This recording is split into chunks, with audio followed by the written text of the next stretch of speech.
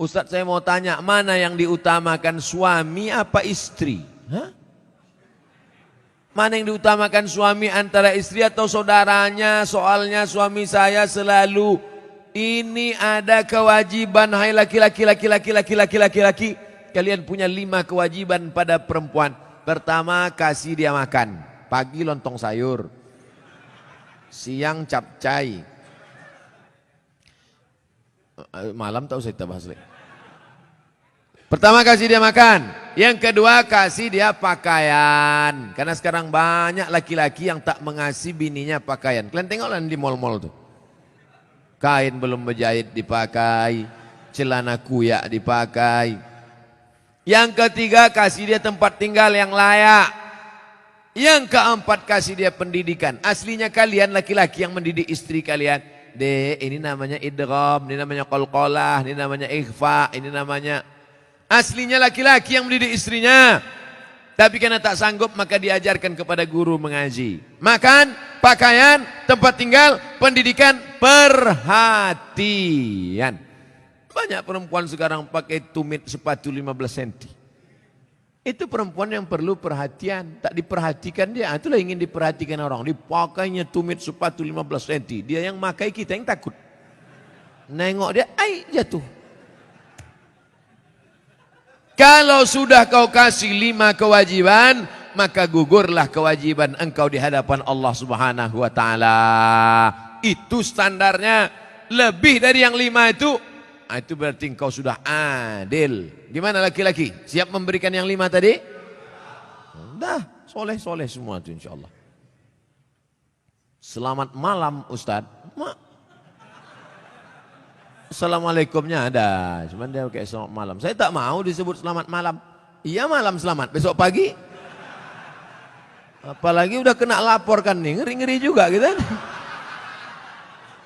Iya, janganlah kalian mancing-mancing. Saya hamba Allah Pak Ustadz, alhamdulillah. Sekarang banyak orang hamba harta, hamba kuasa, hamba setan, hamba hantu.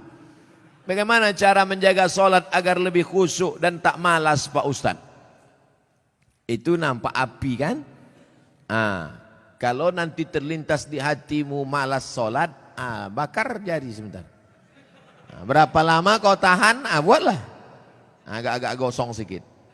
Hai tangan, tahan kau masuk neraka nanti tangan. Nama kau nanti nama nerakanya neraka sakor. Masalakakum fi sakar. Kenapa kau masuk dalam neraka sakar? Lam naku minal musallin, karena tak sholat. Bakar. Makanya Muhammad Ali kemana-mana bawa mancis. Muhammad Ali petinju, mana-mana bawa mancis. Padahal dia tak merokok. Ditanya orang, kenapa kau bawa mancis? Asal terlintas di otakku mau buat dosa, aku bakar tangan. Kalau mancis tak mempan, obor bawa. Bagaimana sholat ini khusyuk Pak Ustadz? 5. Yang pertama, ketika berwudu khusyuk. Waktu menyuci tangan, bersih dosa dari tangan. Waktu memasukkan air ke mulut ke hidung, bersihkan dosa-dosa mulut, dosa-dosa lidah, dosa hidung. Waktu air dibasuh ke muka, keluar dosa-dosa biji mata, banyak silap salah. Waktu air menyiram tangan, keluar dosa-dosa dari ujung jari jemari. Khusyuk. Waktu air mengusap kepala, keluar dosa isi kepala yang kotor sampai ke lubang telinga. Waktu air menyiram kaki, keluar dosa-dosa kaki yang dilangkahkan ke tempat maksiat dan dosa. Makanya ketika berwuduk itu jangan bercakap. Ini banyak orang sambil wuduk bercakap. Itu loh, aku bilang sama kau kemarin, panjat pinang itu jangan besar-besar kali pinangnya. Modal kita pun tak ada, tapi kau itulah. Pak RT kan udah ngasih, Pak RW kenapa enggak juga? Entahlah, kentutlah sama dia. Itulah maka tak khusyuk. Karena ketika wudhu masih bicara dunia. Lalu dari tempat wudhu ke tempat sholat tak boleh tasbih. Tasbih menggerak-gerakkan. Tak boleh. Tasbih tak boleh. Yang boleh tasbih. Subhanallah. Makanya kalau ada ngajak-ngajak ngobrol tak usah. Gimana kabar? Subhanallah. Subhanallah. 3. Ada terdengar azan, jawab. Hayya 'alas shalah. La haula wala quwata. Jangan bicara waktu azan. Siapa yang bicara ketika azan dikumandangkan, matinya mati su'ul khatimah. Begitu kata Syekh Imam Nawawi, Syekh Jalaluddin Abdurrahman As-Suyuti. Hati-hati. Lalu kemudian yang keempat, membaca bukan mutalaah. Mutalaah mulut tak bergerak. Waktu sholat itu membaca. Allahu Akbar kabir. Walhamdulillahi katsir. Ini banyak orang sholat mulutnya diam.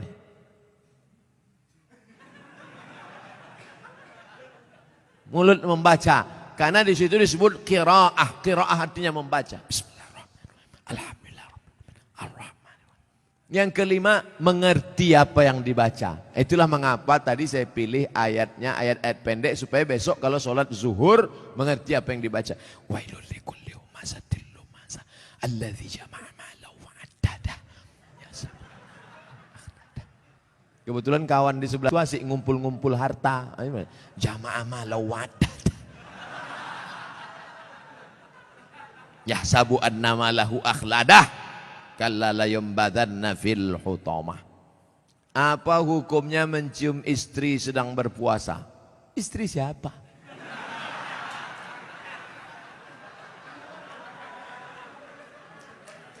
Kalau istri engkau yang kau cium maka tak batal. Dalilnya Nabi mencium Aisyah. Tapi kalau dia ihtiyat, hati-hati, takut dia tak bisa mengendalikan hawa nafsunya seperti Nabi Muhammad SAW, maka dia ihtiyat, dijaganya. Tapi hukum aslinya tak batal. Tapi kalau sampai memperturutkan hawa nafsu, maka jatuh dalam batal, rusak puasanya. Man lam yada imsakun nafsi, menahan diri, anil mahzurati, dari semua yang terlarang, min tulu'il fajri, dari terbit fajar, ila ghurubis syamsi, sampai tenggelam matahari. Itu definisi puasa. Kalau adakah dalil yang menjelaskan tentang tahlilan? La ilaha illallah, la ilaha illallah, la ilaha illallah. Itu artinya tahlil. Tasbih, subhanallah. Tahmid, alhamdulillah. Takbir, Allahu Akbar. Tahlil, la ilaha illallah. Man halala, siapa yang mengucapkan tahlil, summa ahda sawabahu ilal mayyit, kemudian tahlil itu dihadiahkannya kepada si mayit, orang mati, yantafi'u bihi, pahalanya sampai dan orang mati itu dapat manfaat. Begitu kata Imam Ibnu Taimiyah dalam kitab Majmu' Fatwa Ibnu Taimiyah. Kenapa Ustaz pilih pendapat Ibnu Taimiyah? Karena yang banyak melarang-melarang nih sekarang anak-anak buahnya Ibnu Taimiyah. Paham? Padahal Imam Ibnu Taimiyah dalam Majmu' Fatawa mengatakan siapa yang mengucapkan tahlil dihadiahkannya pahalanya pada yang meninggal sampai. Kalau dimasakkannya bubur kacang hijau. Kenapa Ustaz tiba-tiba ingat bubur kacang hijau? Oke, bubur jagung kalau gitu. Lalu kemudian dihadiahkannya pahalanya untuk almarhum. Sampai apa tak sampai? Sampai. Mana dalilnya? Mana? Kata Sa'ad, ummi matat, makku mati. Afa atasaddaqu anha, kalau aku bersedekah, pahalanya sampai tak untuk emakku? Kata Nabi, tasaddaq, sampai. Sedekah enggak? Sedekah. Ayu sadaqatu afdal. Apa sedekah yang paling afdal? Kata Nabi, saqyul ma'. Sedekah yang paling afdal mengasih air minum. Kalau air minum saja sampai, apalagi gulai baung. Artinya sedekah sampai. Sedekah sampai. Tahlil sampai. Apalagi? Bacaan Quran. Yasin wal Qur'anil Hakim. Innaka laminal mursalin. Sampai apa tak sampai bacaan Quran pada orang meninggal dunia? Sampai. Bacaan Quran untuk orang meninggal dunia sampai. Mana dalilnya? Ketika Nabi SAW melewati suatu makam, diambilnya pelepah korma, ditusukkannya ke makam itu. La'allallaha an yukhaffifa adzabahuma ma lam yaybasa. tasbih pelepah korma sampai pada orang yang meninggal. Apa komentar Imam Nawawi dalam kitab Majmu', dalam kitab Al-Minhaj Syarah Sahih Muslim Ibn Al-Ajjaj? Kalau tasbih pelepah korma saja sampai, apalagi bacaan Quran orang yang beriman. Buka kitab Ar-Ruh, punya Imam Ibnu Qayyim Al-Jauziyah, murid Imam Ibnu Taimiyah. Punya murid namanya Ibnu Qayyim Al-Jauziyah. Punya kitab namanya Ar-Ruh, diriwayatkan sampai kepada Imam Ahmad bin Ambal lewat di suatu makam. Ada orang membaca Al-Quran, Imam Ahmad bin Ambal melarang. Tapi orang itu menyebutkan riwayat hadis, ternyata perawinya thiqah, bahwa Nabi punya sahabat namanya Abdullah bin Umar, anak Umar bin Khattab, berpesan, kalau aku mati nanti, bacakan di atas kuburku, pada bagian kepalaku pangkal Al-Baqarah, pada bagian kakiku ujung Al-Baqarah. Itulah dalil bacaan Quran sampai untuk orang yang sedekah sampai, tahlil sampai, baca Quran sampai. Sudah saya sebutkan dalil-dalilnya. Tak juga percaya, saya tak bisa menjawab. Habis sudah. Saya cuma bisa minta nama lengkap supaya nanti kalau mati saya kirim. Kalau tak sampai, cepat-cepat kasih kabar.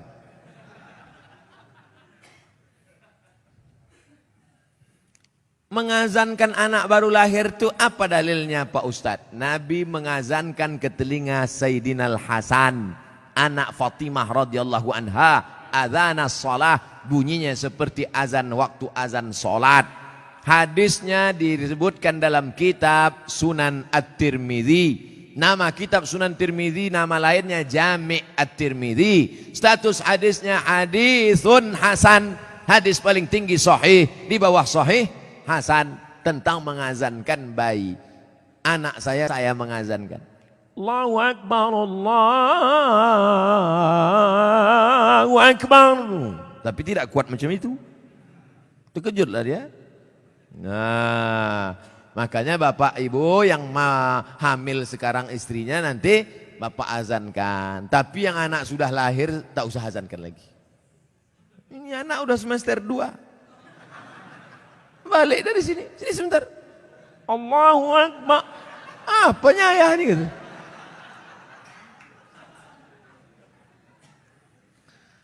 Saya mau tanya mengenai pernikahan uang hantaran. Bagaimana menurut pandangan Ustadz kalau si ibu wanita itu meminta uang hantaran mahar yang cukup tinggi? Ada tiga kemungkinan ini. Pertama, memang mau bertanya masalah hukum. Yang kedua, mau menyindir mak tua ada di sini. Yang ketiga, mau menawar. Perempuan yang paling baik, aqalluha mahran, yang maharnya paling murah. Wahai ibu-ibu, turunkan harga mahar. Sebetulnya yang menetapkan harga mahar ini wali, ayah. Tapi sekarang banyak ayah yang anggota ISTI, Ikatan Suami Takut Bini. Maka yang berperan sekarang ibu-ibu, matre. Banyak perempuan lebih mau makan di daun daripada makan di pinggan. Oleh sebab itu turunkan standar ini sedikit. Jangan nanti setelah dihamil barulah na'udzubillah, na'udzubillah. Datang dia baik-baik. Idza ja'akum man tardawna dinahu. Kalau datang kepadamu orang yang baik akhlaknya, wa khuluquhu, baik agamanya, fazawijuhu, nikahkan dia. Illa taf'alu, kalau tak kau lakukan, takun fitnatun fil ardi wa fasadun arid, maka terjadi kerusakan yang amat sangat berat. Tolong, jangan sampai anak-anak muda ini besok buat baleho turun ke jalan, turunkan harga mahar, turunkan harga mahar. Kemudian jodoh itu seperti apa Pak Ustadz? Apa orang yang sudah menikah terus meninggal, terus menikah lagi, apakah itu berarti jodohnya juga Pak Ustadz? Karena berjumpa orang berjodoh atau karena jodoh dia berjumpa? Memang jam-jam 10:30 nih payah nangkap memang. Karena ada jodoh baru berjumpa atau karena berjumpa itu orang berjodoh? Karena ada jodoh lah maka berjumpa. Kalau tak ada jodoh sampai mati tak akan berjumpa. Kok Ustadz tahu? Saya pernah ngalami. Saya Dewan Juri Musabaqah Tilawatil Quran tingkat Provinsi Riau. Kalian pikir Ustadz alang-alang?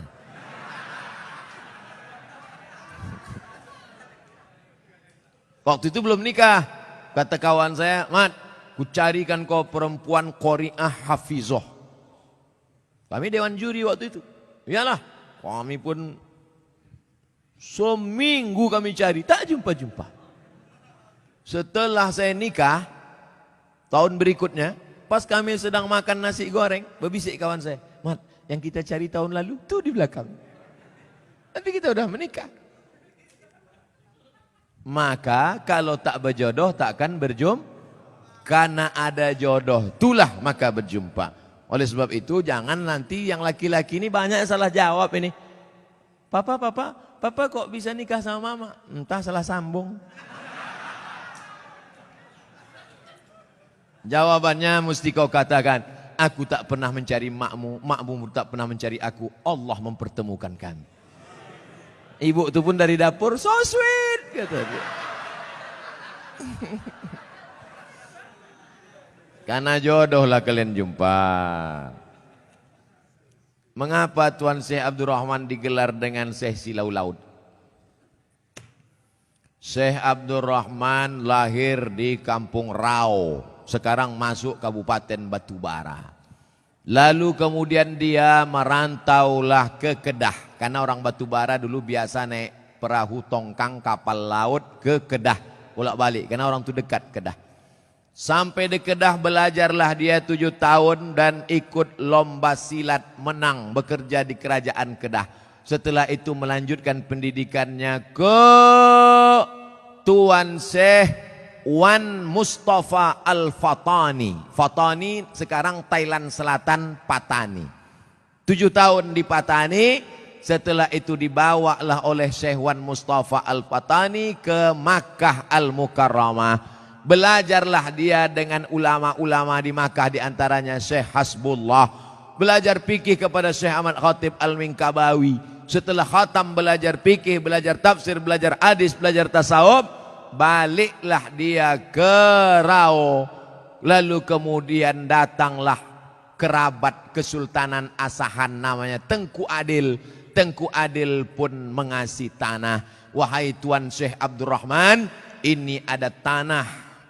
Nama tanah itu Silau Laut. Maka orang menyebutnya tak lagi sebut namanya, tapi Tuan Syekh Silau Laut. Sama macam siapa tu? Tuan Syekh Besilam. Padahal nama aslinya adalah Tuan Syekh Abdul Wahab. Kampungnya di Rokan Hulu, namanya Rantau Binuang Sakti, tempat lahir Syekh Abdul Wahab Rokan. Tapi yang dipakai adalah Syekh Abdul Wahab Rokan. Sekarang jadi Kabupaten Rokan Hulu. Biasa itu. Tuan Syekh mana? Tuan Syekh Fulan, nama kampungnya yang disebutkan. Tuan Syekh Purbabaru, padahal namanya Tuan Syekh Mustafa Husain. Nah, jadi nama kampung yang disebut. Itu maka disebut Tuan Syekh Silau Laut karena nama kampung itu. Apa karomahnya Pak Ustadz?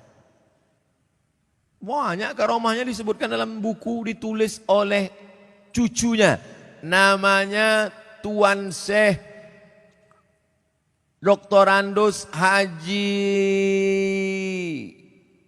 Mansur bin Haji Syekh Muhammad Ali bin Syekh Abdurrahman, cucunya, menulis buku. Ditulis pada masa Gubernur Raja Inal Siregar. Waktu haul dibagikan buku-buku itu. Banyak karomah disebut situ.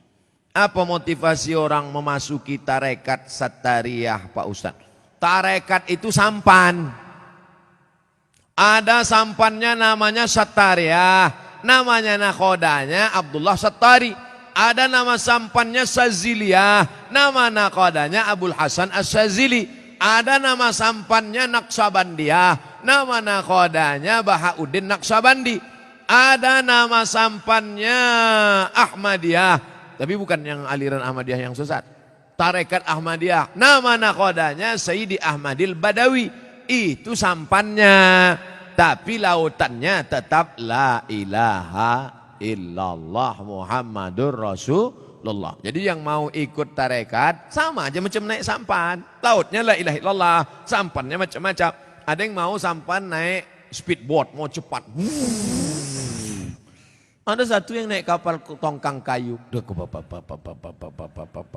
Dia mau slow. Kau tak ikut? Enggak, aku mau menikmati laut ini, mau slow aja. Nah, macam-macam. Begitu lebih kurang gambaran tentang tarekat. Tarekat artinya jalan. Jalan mendekatkan diri kepada Allah Subhanahu wa ta'ala. Apa doa anak terhadap orang tuanya itu sampai? Hadis Sahih Muslim.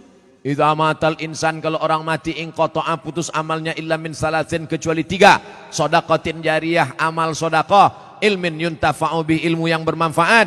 Yang ketiga, waladin shalihin yad'ulah, anak yang soleh. Makanya kita selalu minta doa Rabbi habli minas shalihin.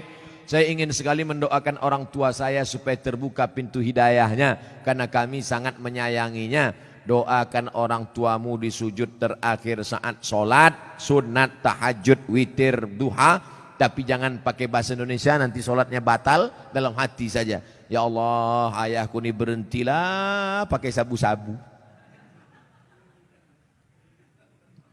Kenapa ketawa? Di masjid kami setiap malam Jumat ada pengajian. Kenapa cuma tiap malam Jumat? Tiap malam lah.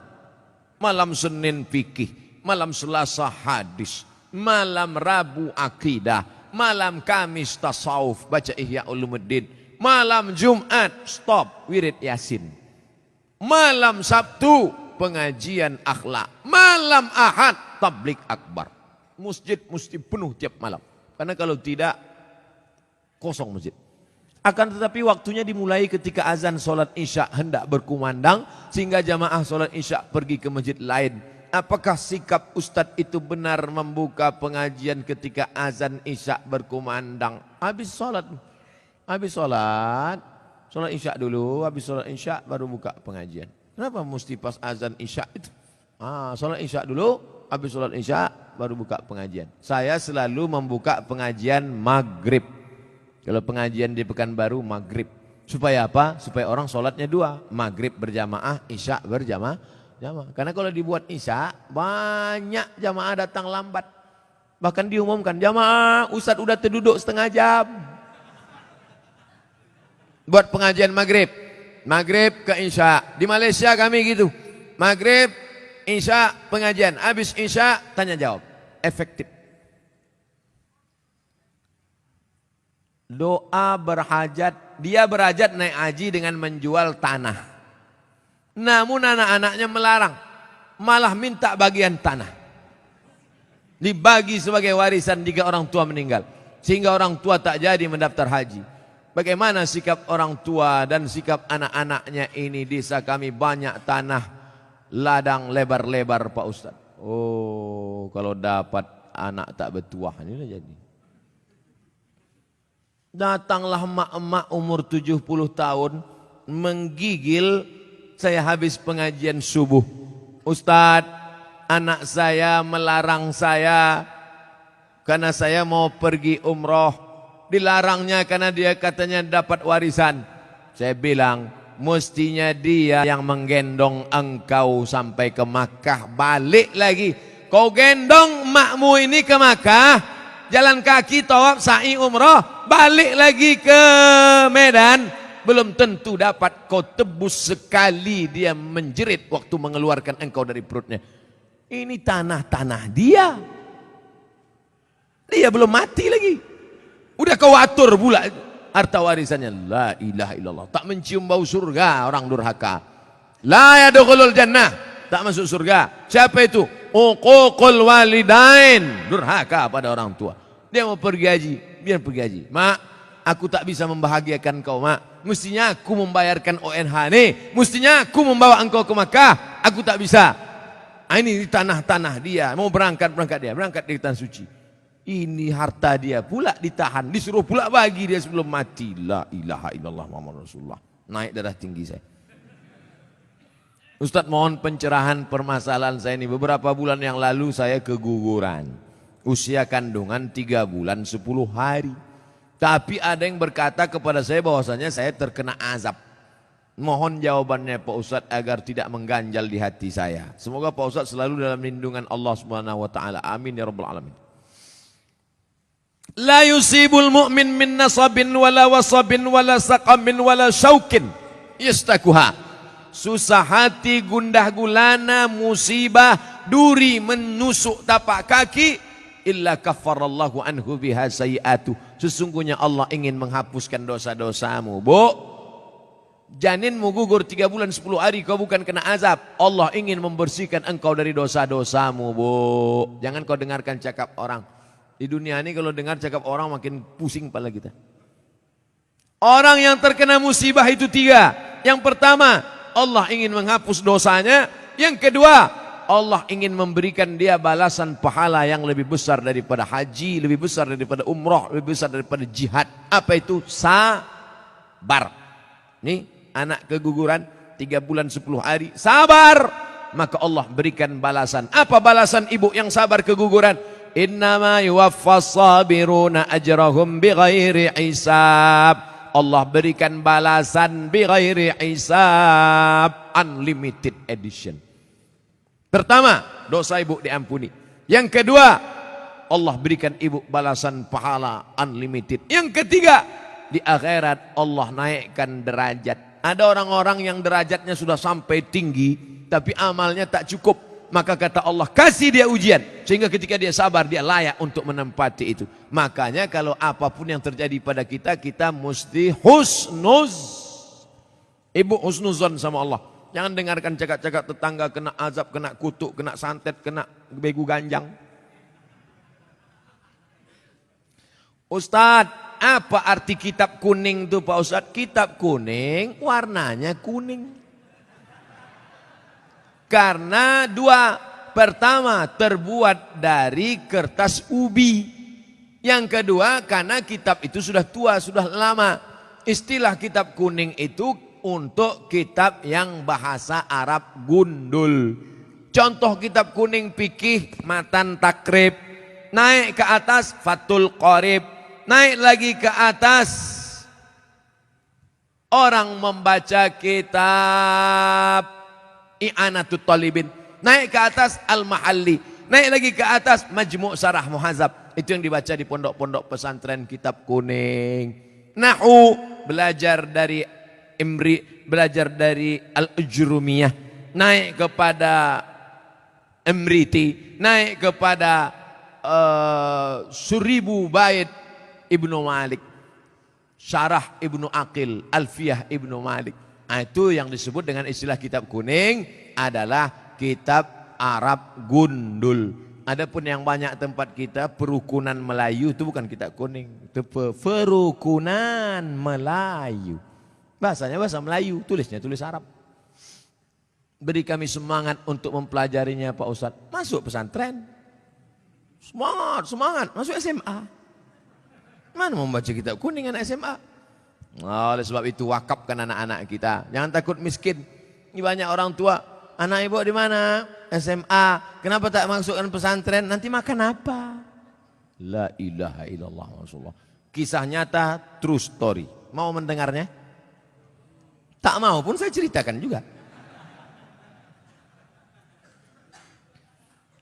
Menumpanglah dia di rumah makciknya.